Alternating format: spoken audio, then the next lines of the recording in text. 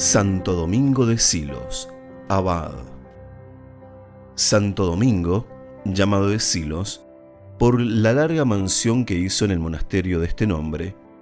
vino al mundo el año 1000. Fue natural de la villa de Cañas, entre Nájera y Santo Domingo de la Calzada, en La Rioja. Su padre se llamaba Juan Manso, de una familia muy distinguida, así por su antigua nobleza, pues descendía de los señores de Vizcaya y de los reyes de Navarra, como por su piedad, lo que parecía hereditaria en su casa. El nombre de su madre no lo dicen los historiadores de la vida de nuestro santo. Se cree sería en todo correspondiente a su padre. La educación que le dieron sus padres fue muy cristiana, bien que su vello natural, su docilidad y su inclinación a las cosas de la religión le ahorró mucho de aquel trabajo que suele costar a otros padres el imponer a sus hijos en los principios de la piedad y de la religión. Sus costumbres nada tuvieron de pueril. Ignoró los juegos en que suelen pasar las primeras edades los demás niños, y lo que es más, ni trataba ni se entretenía con los de su edad, siendo su única diversión ir con sus padres a la iglesia y derramar allí su corazón en la presencia de Dios. Siendo todavía muy joven, se empleó en guardar el ganado de sus padres, ejercicio que fue muy de su gusto, por parecerle que ningún otro podía conservar mejor la inocencia y unirse más estrechamente con Dios. 4 años pasó en este ejercicio, después de los cuales se dio al estudio de las Sagradas Letras, en las que salió en breve muy consumado, como quien desde las primeras letras tiene al Espíritu Santo por maestro,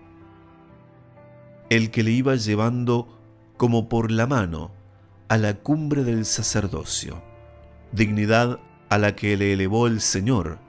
en premio de sus virtudes, y para que sirviese a los demás de luz, de guía y de modelo. Año y medio permaneció de sacerdote en casa de sus padres, siendo su porte, su compostura, su celo y su recogimiento la admiración y edificación de todo el pueblo. Pero pareciéndole que en la vida solitaria hallaría más pronto la perfección a que aspiraba, se huyó sin noticia de persona viviente a un desierto, donde por espacio de año y medio hizo una vida la más áspera, y se mira a los rigores con que trataba a su cuerpo, pero la más dulce si se atiende a los favores con que le regalaba el cielo. Pero sin embargo, de lo que había adelantado en la virtud, en la soledad, creyó que siempre se quedaría muy a los principios, si no se ponía bajo la dirección de algún maestro espiritual, que con la voz y el ejemplo le enseñase los caminos de Dios. Florecía a la sazón la disciplina monástica y la observancia regular en el famoso monasterio de San Millán de la Cogulla, de la orden de San Benito, distante 1 legua de Cañas, patria de nuestro santo. Aquí tomó el hábito religioso con general aplauso de los monjes, los que a pocos días conocieron que el nuevo religioso, lejos de tener necesidad de aprender de ellos, podía enseñarles a todos la regularidad, humildad, paciencia, mortificación, caridad y todas las demás virtudes que constituyen a un hombre perfecto religioso. Queriendo el abad de San Millán hacer prueba de su obediencia, le nombró superior del monasterio de Santa María de Cañas, cargo que admitió sin repugnancia, aunque preveía las penalidades y molestias que le había de acarrear el nuevo empleo, por estar el monasterio de Cañas arruinado, sin hacienda, sin provisiones y sin menaje de casa. Apenas se vio en posesión de su nuevo empleo, cuando, haciéndose cargo de la escasez del monasterio, se ocupaba, en compañía de sus súbditos, en trabajos de manos para ganar la comida, sin que por eso se relajase un poco la observancia religiosa, hasta que, compadecido el Señor de los trabajos de su fiel siervo, despertó los corazones de muchas personas virtuosas, que desde remotas tierras vinieron a visitarle, atraídas de la fama de sus virtudes,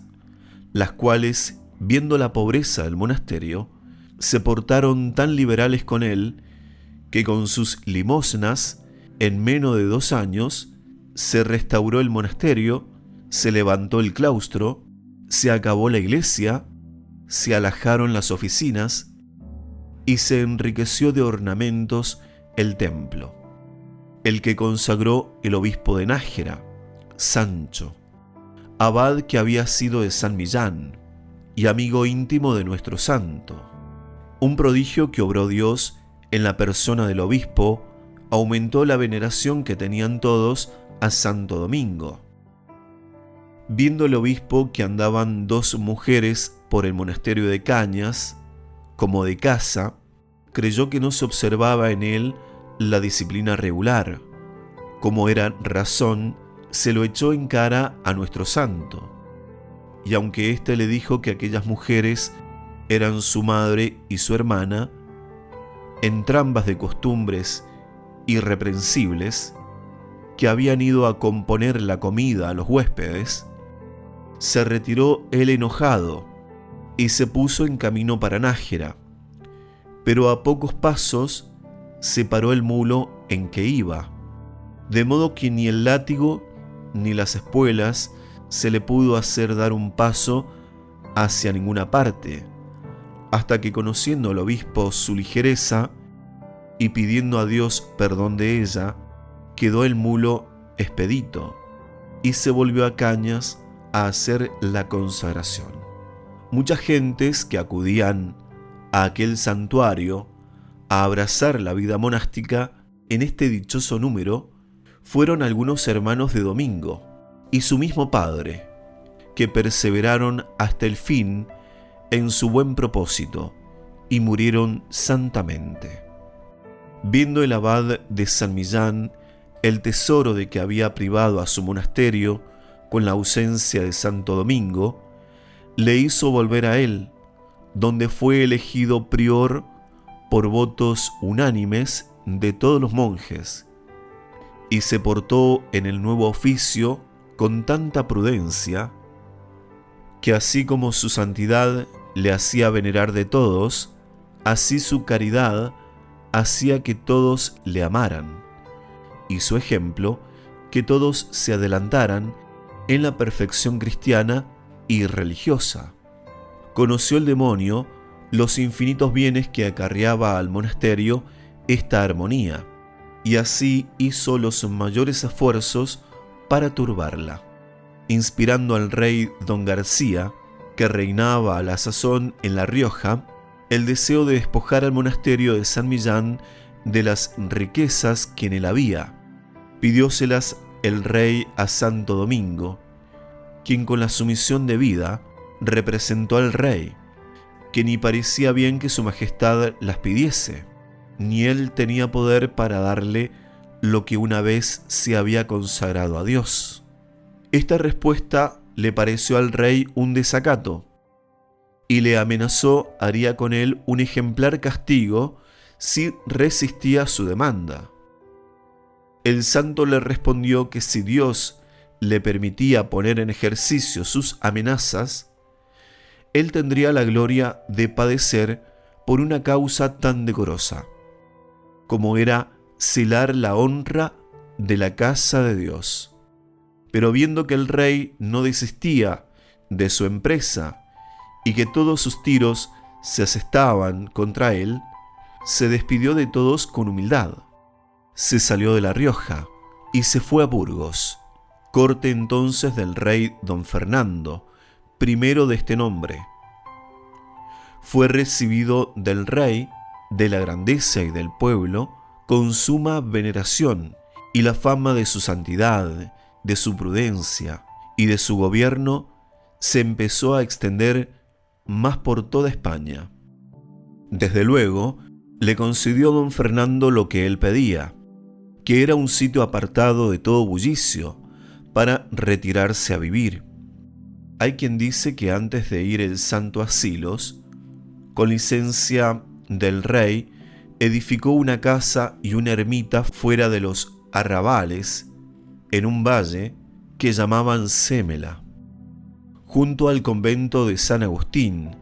llamado entonces San Andrés, y que día y noche asistía con aquellos religiosos a cantar las alabanzas divinas.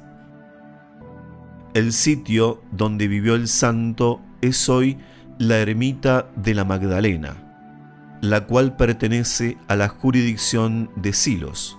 Fue esto por los años de 1040. El tiempo que estuvo en Burgos no se sabe. Lo más cierto es que a fines de enero del año 1041 tomó posesión del monasterio de Silos, fundado por el rey Recaredo, bajo la advocación de María Santísima y de San Sebastián, el año de 593, el cual, habiendo sido uno de los mayores y más nobles santuarios en España, estaba ya tan por el suelo en lo espiritual y temporal que obligó al rey don Fernando y a don Jimeno, obispo de Burgos, a buscar remedio, y no hallaron otro mejor que encomendarle a Santo Domingo, disponiendo primero que renunciase la abadía don Munio o Nuño, el cual se retiró a la iglesia de San Miguel. Estaba junto a la de Silos. Entró el santo en el monasterio de Silos, acompañado de muchos personajes de la corte, a tiempo que un santo monje llamado Liciano, hombre de gran virtud, pero muy afligido por la decadencia del monasterio, decía la misa conventual, el cual, en lugar de cantar el Dominus Vobiscum, que precede al ofertorio, dijo cantando Ecce reparator venit, el reparador viene. Y el coro respondió, Ed Dominus misit eum, y el Señor nos le envía. Y para que no dudase que Dios había movido la lengua del celebrante y del coro, acabada la misa, bajaron a la iglesia los monjes y vieron a Santo Domingo rodeado de luces celestiales. Este suceso les confirmó a todos en la opinión que ya tenía de su santidad, y los hizo concebir las más firmes esperanzas de que por su mano volvería el monasterio a su antiguo lustre y esplendor. Lo que sucedió como lo pensaron, pues en los 28 años que fue abad, le formó de manera que podía con razón contarse por un nuevo y raro milagro. Empezó la reforma del monasterio por el ejemplo de su santa vida, practicando primero lo que quería ejecutasen los súbditos. Animaba a los flacos y consolaba a los tristes. Socorría a los necesitados como podía en aquellas estrecheces a que estaba reducido el monasterio, y echando Dios la bendición sobre sus desvelos y trabajos, consiguió enriquecer las almas de sus súbditos de todas las virtudes, y el monasterio de bienes, los cuales le daba el Señor como por añadidura de sus grandes y prodigiosos servicios, empleado para ello. Si era necesario los milagros, como sucedió en ocasión que estando el monasterio sin provisión alguna, ni tener con qué comprarlas, le avisó el rey que enviara a Burgos por una considerable porción de trigo, el que sabía le hacía bastante falta. Andando un día con esta solicitud y ansias muy encendidas, fue consolado con una visión del cielo. Parecióle que estaba viendo un río de donde salían dos grandes arroyos, uno como de leche y otro como de sangre. Pasábase este río por un puente de vidrio, ancho como palmo y medio. Al otro lado había dos varones de hermosura sobrehumana, con ropas blancas, ceñidos con cinto de oro muy resplandeciente. El uno de ellos tenía en la mano 2 coronas de oro bruñido. El otro tenía una sola, 7 veces más resplandecientes, y engastada de piedras preciosas. El de las 2 coronas llamaba a nuestro santo, y le decía que pasase allá. El santo respondió que no podía por ser angosto y delicado el puente. Instábale que no temiese. Obedeció él, y estando ya al otro lado le dijo: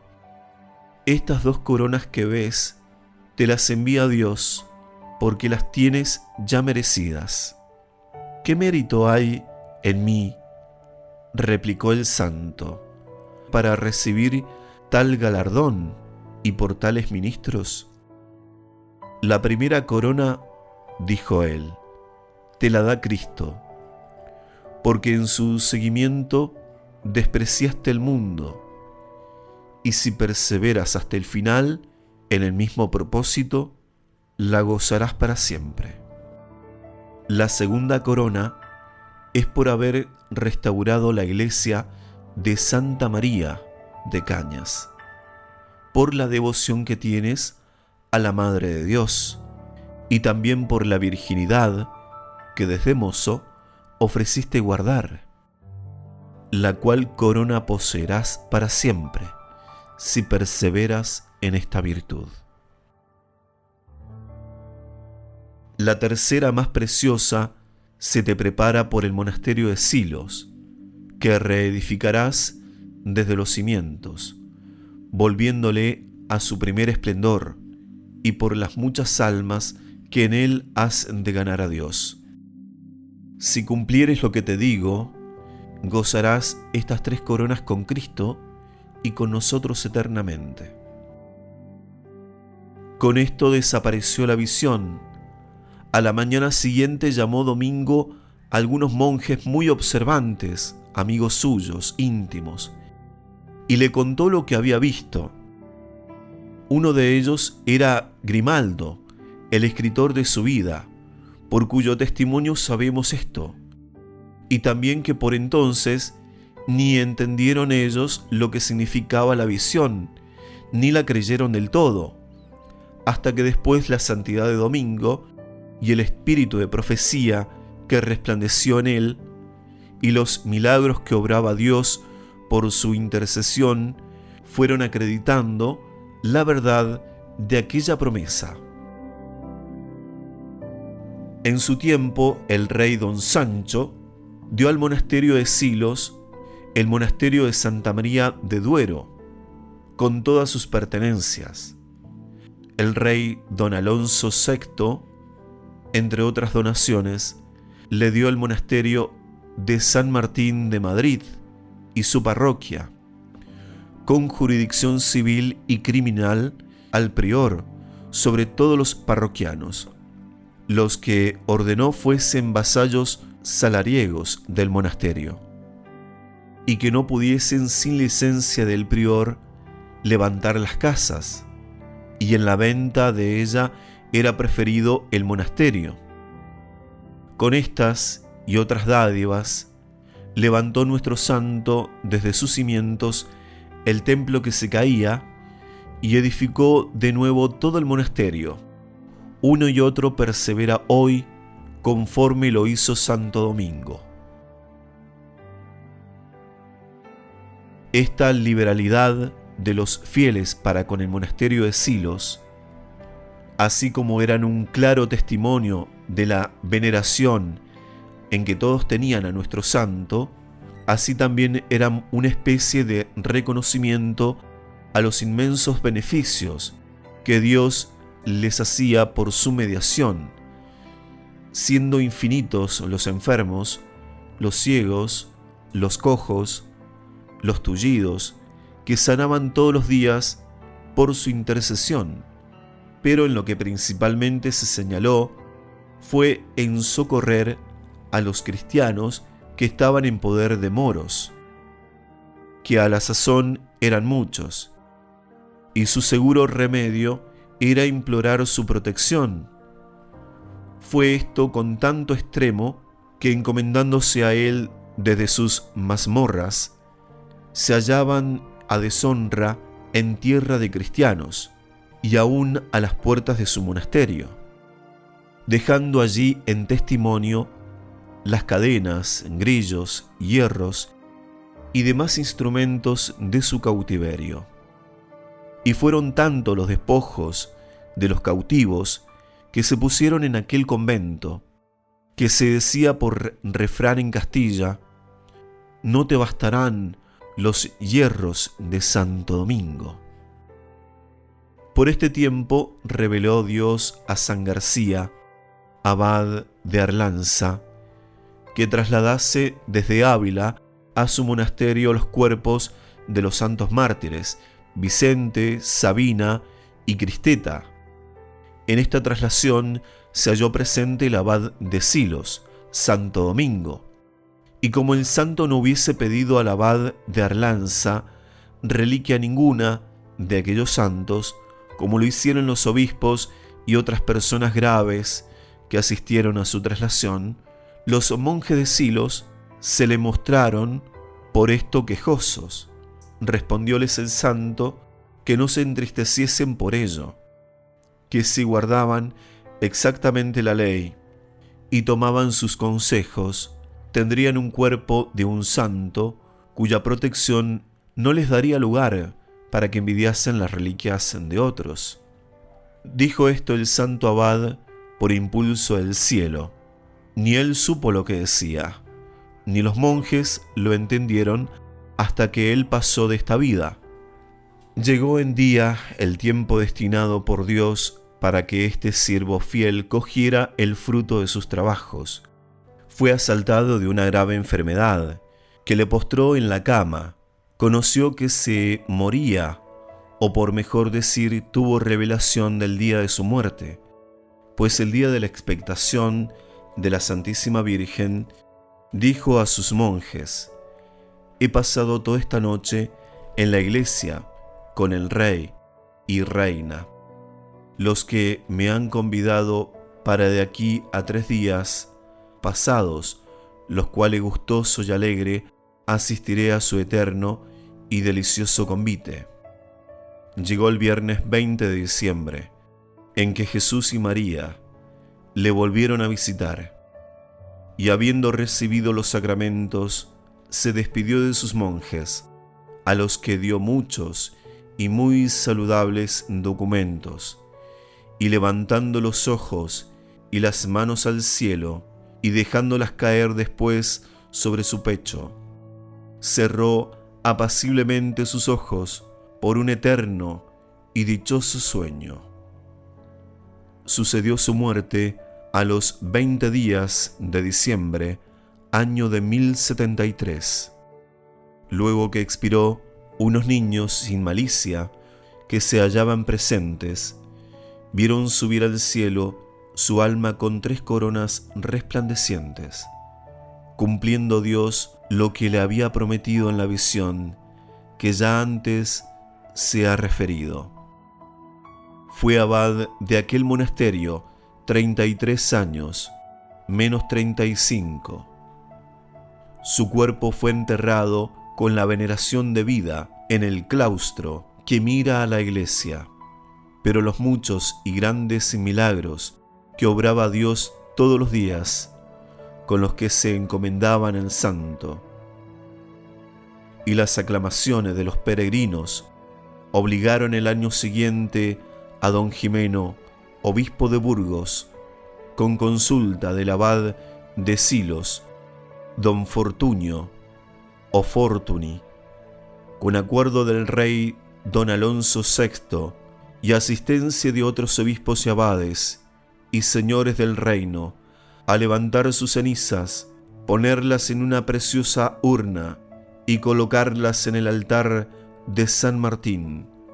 y mandando que encima de su sepulcro pusiese ara para decir misa en nombre y por reverencia del santo abad.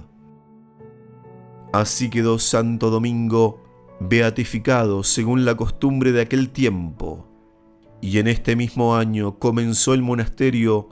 a perder la advocación antigua de San Andrés y a ser conocido por el nombre de nuestro santo, el cual le da ya don Alonso VI en la escritura de agregación del priorato de sus frutos a esta casa de Santo Domingo.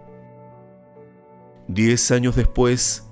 en el de 1086, fue consagrada esta iglesia Santo Domingo de Silos por Ricardo, cardenal de la Santa Iglesia Romana y legado del Papa.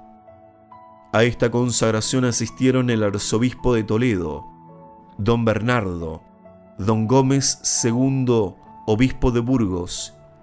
y otros muchos prelados y señores del reino. Aún más que por este concurso, fue ennoblecida aquella solemnidad por la asistencia de un cautivo llamado Servando, natural de Cuscurita, en La Rioja, a quien el santo acababa de librar de su esclavitud, y vino libre con los grillos que él le quitó, dando a Dios gloria y al santo la alabanza debida. El legado vuelto a Roma contó al Papa este prodigio del santo y otros muchísimos que el cielo obraba en su sepulcro, por lo cual se movió el Papa Urbano II a comunicarle, si bien Flores disputa si fue o no este Papa, para referir el número de los prodigios que en vida y en muerte ha obrado Dios por la intercesión de nuestro santo, las donaciones y privilegios exorbitantes que los reyes de España han concedido en varios tiempos al monasterio de Silos en atención a Santo Domingo, y los templos que se han dedicado a su nombre, eran menester muchos libros. Baste decir que el mundo debe el nacimiento del patriarca de la religión de predicadores a la intercesión de nuestro santo,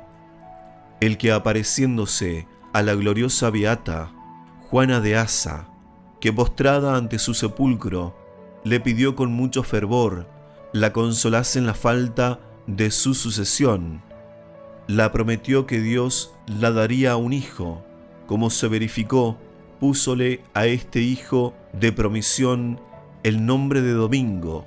en memoria de su bienhechor. Este segundo Domingo fundó el monasterio e iglesia de religiosas de Santo Domingo el Real de Madrid, bajo la advocación de Santo Domingo de Silos, aunque comúnmente se cree ser la advocación de este convento de Santo Domingo de Guzmán. El día 19 de abril de 1733, el Sagrado Cuerpo fue solemnemente trasladado a la suntuosa capilla que para esto se edificó en la misma iglesia, y colocado en él un arca nueva de plata, fue preciosa y de exquisito gusto. Entonces, por concesión de Clemente XII, fue puesto en el martirologio el nombre de nuestro santo.